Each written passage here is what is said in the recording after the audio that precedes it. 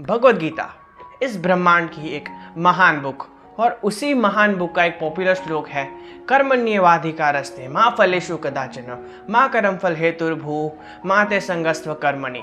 अब ये श्लोक पॉपुलर तो है बट मोस्टली लोग इसको सही मैनर में समझ नहीं पाते हैं। वो इसको गलत मैनर में समझ लेते हैं कि उनको लगता है कर्म करो फल की चिंता मत करो। मतलब बहुत से लोगों के क्वेश्चन होते हैं, अच्छा अगर हमें फल की चिंता नहीं करनी तो ये कर्म क्या काम का, अगर फल मिलना ही नहीं है तो कर्म क्यों करें, और किस तरह का कर्म करने से हमें फल मिलेगा, कब मिलेगा, कैसे मिलेगा, और कर्म कौन सा सही है कौन सा नहीं है, भगवान क्या कहना चाहते हैं इस श्लोक के through.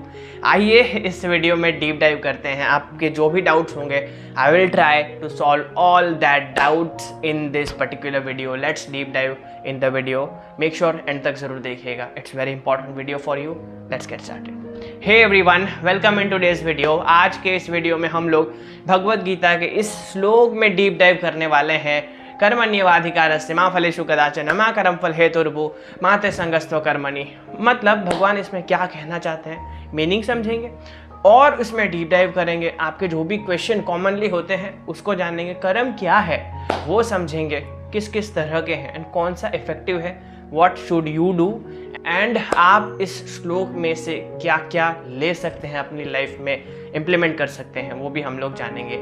As a student, as a young professional, क्या आपको अपनी लाइफ में इम्प्लीमेंट करना चाहिए थ्रू दिस श्लोक, वो भी हम लोग जानेंगे।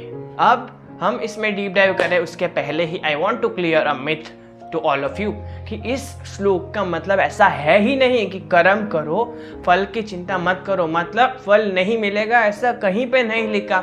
लोग ऐसा समझते हैं ओ कर्म करो और फल मिलेगा ही नहीं, तो यार कर्म क्या काम का। नहीं, ऐसा नहीं है, कहीं पे भी आपको ऐसा नहीं बताया गया है कि आपको उस कर्म के फल नहीं मिलेंगे। Because it's a no brainer कि अगर आप कोई कर्म कर रहे हो तो उसका फल आज नहीं तो कल आपको मिलना है। बट क्या एक इफेक्टिव वे है, किस तरह से भगवान समझाना चाहते हैं इस श्लोक के थ्रू हमें, वो हम लोग जानने वाले हैं। तो ये मिथ आप दूर कर देना कि हो फल हमें नहीं मिलेगा तो क्यों कर्म करें, प्लीज इस तरह के माइंड मत रखना। Because Karma is everything. भगवान भी हमें ब्लेस करने से पहले आपके कर्मा देखेंगे, तो your Karma is very important. So firstly keep this in your mind. अब चलिए मीनिंग समझते हैं। तो सबसे पहले पहली ही जो लाइन है कर्मण्येवाधिकारस्ते, मतलब कर्म में ही आपका अधिकार है। आप जो कर्म करोगे सिर्फ उसी में ही आपका अधिकार है। मा फलेषु कदाचन मा कर्मफल हेतुर्भू मा ते संगस्त्व कर्मणि। आपका सिर्फ अधिकार आपके कर्मों पे है, आपके फल पे, कर्म फल पे आपका कोई अधिकार नहीं है। You have right to perform your own duties, you don't have to entitled with the fruits of that karma or we can say result of that karma। आपको उसके रिजल्ट से एंटाइटल्ड नहीं होना है, मतलब आपको एक्सपेक्टेशन नहीं रखनी है उस कर्मा से, आपको कर्मा करके हट जाना है, उससे अपना माइंड हटा लेना है। बिकॉज मोस्टली लोग हम लोग करते हैं, ओ ये काम कर, अरे यार रिजल्ट क्यों नहीं मिल रहा, ओ मैंने ये कर लिया मेरे को कुछ मिल क्यों नहीं रहा। तो ये माइंडसेट हमें दूर करना है कि कोई कर्म कर रहे हैं बट उससे एक्सपेक्टेशन ही इतनी है तो हमारा कर्म से फोकस हट जाता है, रिजल्ट पे बढ़ जाता है, राइट। अभी हम लोग उस पर भी डीप डाइव जाने वाले हैं, बट पहले मीनिंग समझो कि हमें बताना चाहते हैं कि आपका हक है सिर्फ उस कर्मा पे, फल पे आपका कोई हक ही नहीं है। You don't have right to think about the result. Yes, you can slightly deep on that, but आपको उस पर ज़्यादा फोकस नहीं करना है बिकॉज उससे कुछ बेनिफिट होने वाला नहीं है, बिकॉज वो आपके हाथ में ही नहीं है, because that is the unchangeable thing, right. आप जो कर्मा कर रहे हो वो कंप्लीटली आपके हाथ में है, उस पर आप कंट्रोल कर सकते हो। You should focus on that only. अब एक फॉर्मूला है, उसके थ्रू एक समझने की कोशिश करते हैं।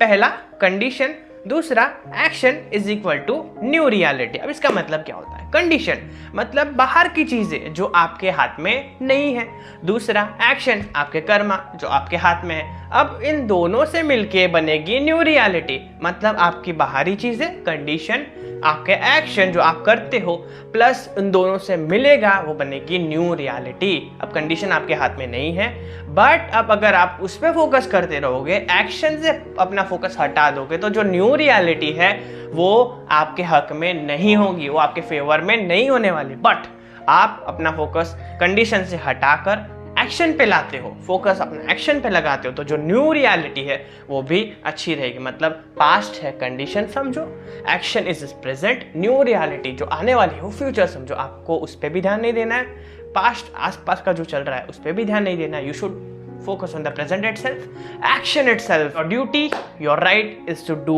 your karma itself। ये उसका मतलब होता है। अब दूसरा हम समझेंगे reality plus mentality is equal to new possibility. अब रियलिटी मतलब जो है रियलिटी आसपास की, आप जो रियलिटी फेस कर रहे हो वो, प्लस आपके माइंड की, मतलब reality it's outside, mentality it's inside, दोनों का सम अप होके न्यू पॉसिबिलिटी बनेगी।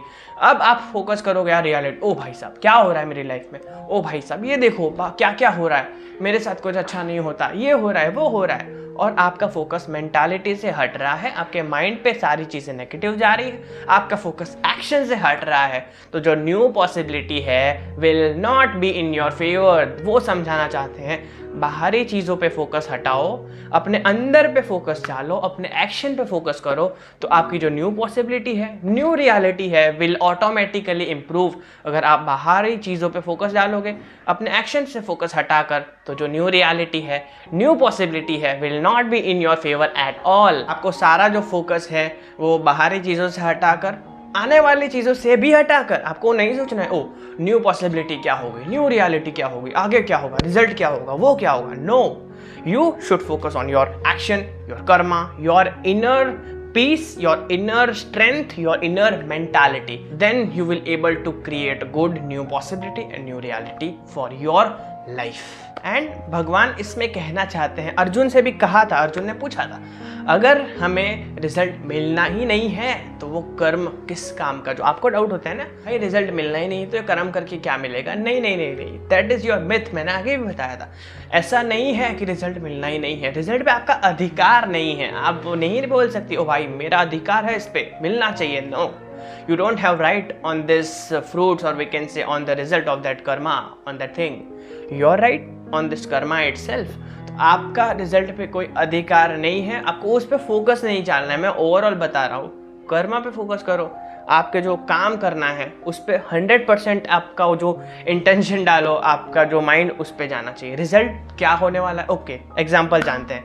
लेट्स सपोज आप एक एग्जाम देने बैठे हो, आपने प्रॉपरली उसकी प्रेपरेशन करी है, सब कुछ करा है, एग्जाम हॉल में आप बैठे हो।